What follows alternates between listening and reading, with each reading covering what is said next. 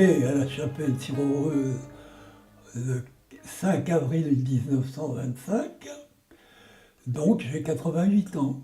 J'avais 14 ans à l'entrée en guerre et 15 ans lorsque j'ai vu la déroute de l'armée française. Et je me souviens il y a une image qui m'a frappé à l'époque. C'était un soldat qui dormait sur un mulet, et qui avait une bande mollettière qui traînait par terre. Et pour moi, c'est l'image de la défaite, mais de la défaite moche. Hein? À l'époque, avec les transports difficiles, on restait donc de Noël à Pâques et de Pâques aux grandes vacances, bouclés à l'internat, et il était très difficile de résister.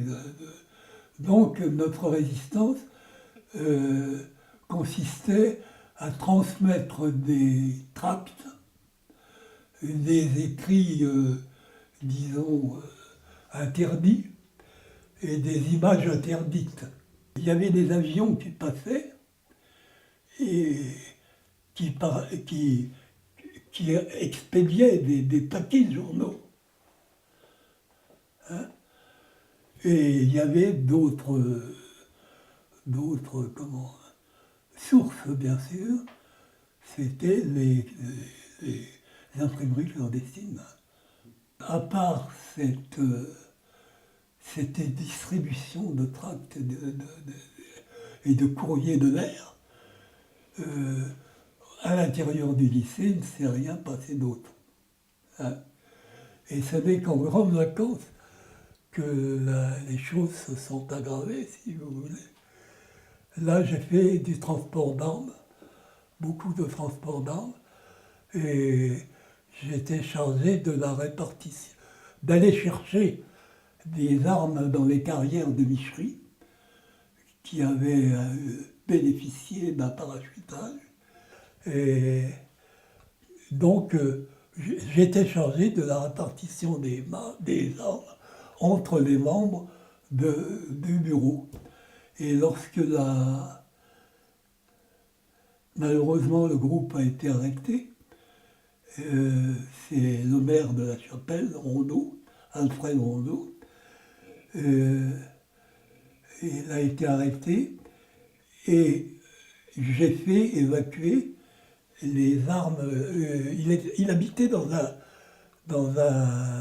hameau de la Chapelle-sur-Aureuse, et pendant que je descendais par un petit sentier forestier, les forces d'occupation, disons, encerclaient la ferme et arrêtaient tout le monde. Le lendemain matin, ils avaient une maison au village et j'ai fait évacuer les armes qui étaient stockées. J'avais un sac à dos devant, un sac à dos derrière, et j'avais dedans 3200 cartouches, 9 mitraillettes et 38 grenades, je crois. Mais c'était passionnant. Hein? Et alors, je me souviens, il y avait un moment où les arbres s'arrêtaient, et alors moi je m'arrêtais, et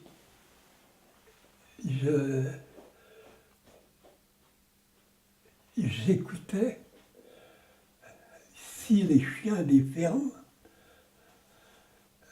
aboyaient. Parce que les chiens des fermes n'étaient pas habitués aux patrouilles de nuit. Hein, et ils aboyaient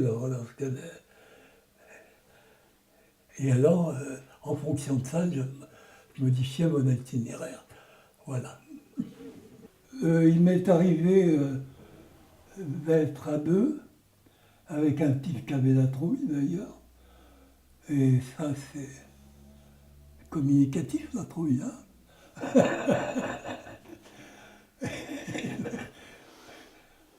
J'ai été obligé de faire preuve d'autorité. Et le 25 novembre 1943, j'ai été arrêté. J'étais en cours de maths. J'étais en terminale à l'époque, au lycée Jacques Amiot. Et je me souviens que le sujet des maths était les vecteurs orientés. Hein. Je ne sais pas pourquoi il m'est resté ce souvenir.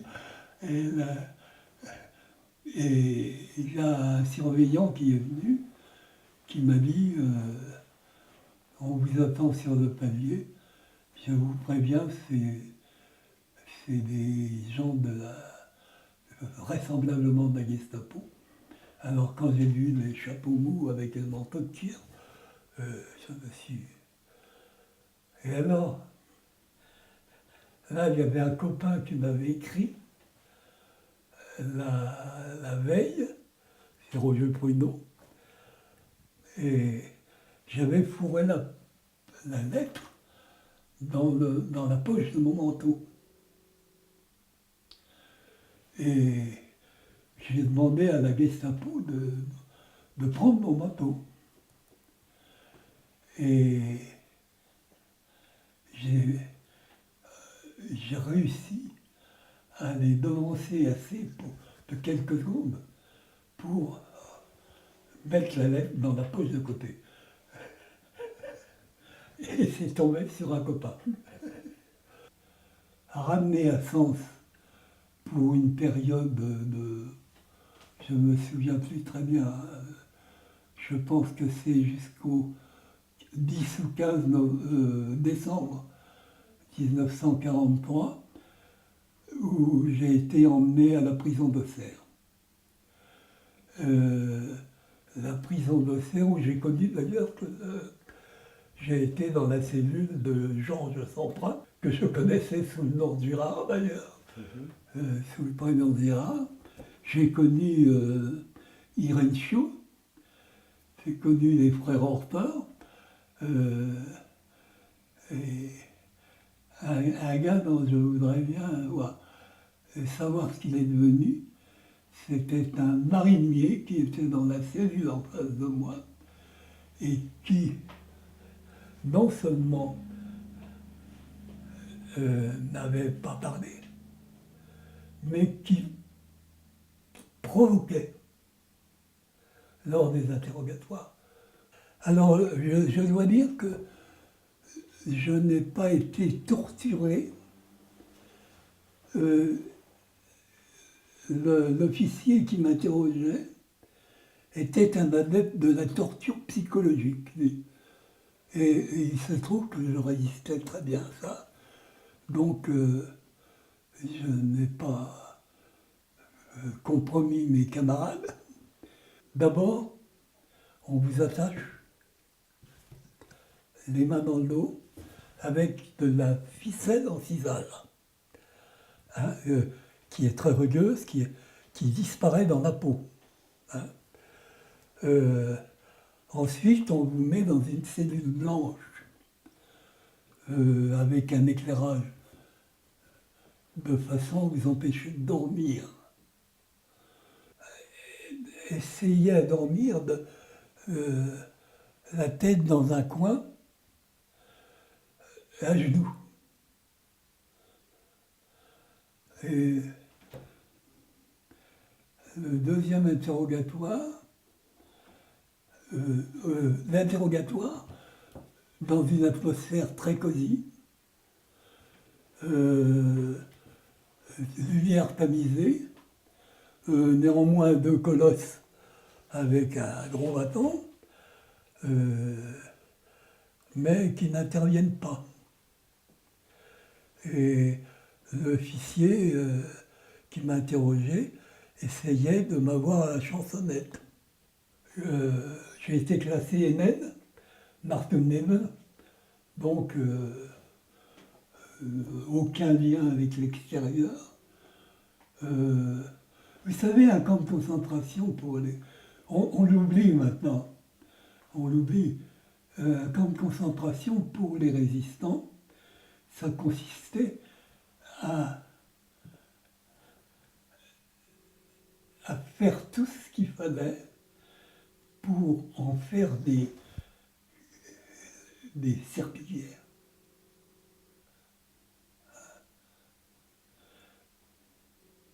Puis, de les faire mourir dans la direction. Contrairement aux Juifs qui étaient, pour la plupart,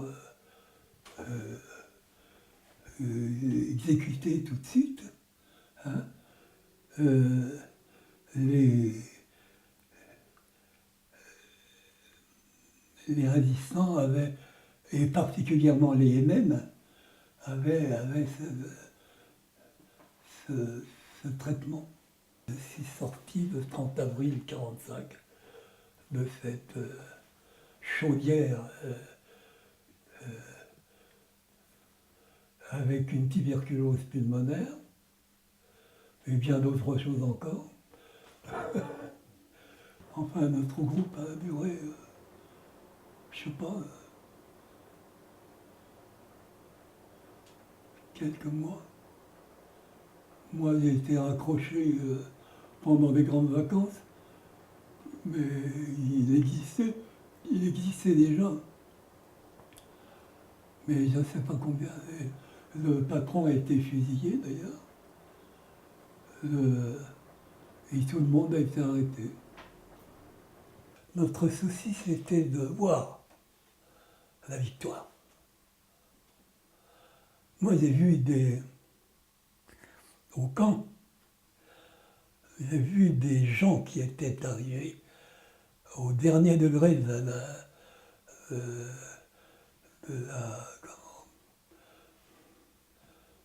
l'avilissement, mais qui attendaient la victoire pour mourir. Et ça, j'ai vu de mes propres yeux, dans mon bloc, des gens qui mouraient en annonçant la victoire, qu'ils étaient libres.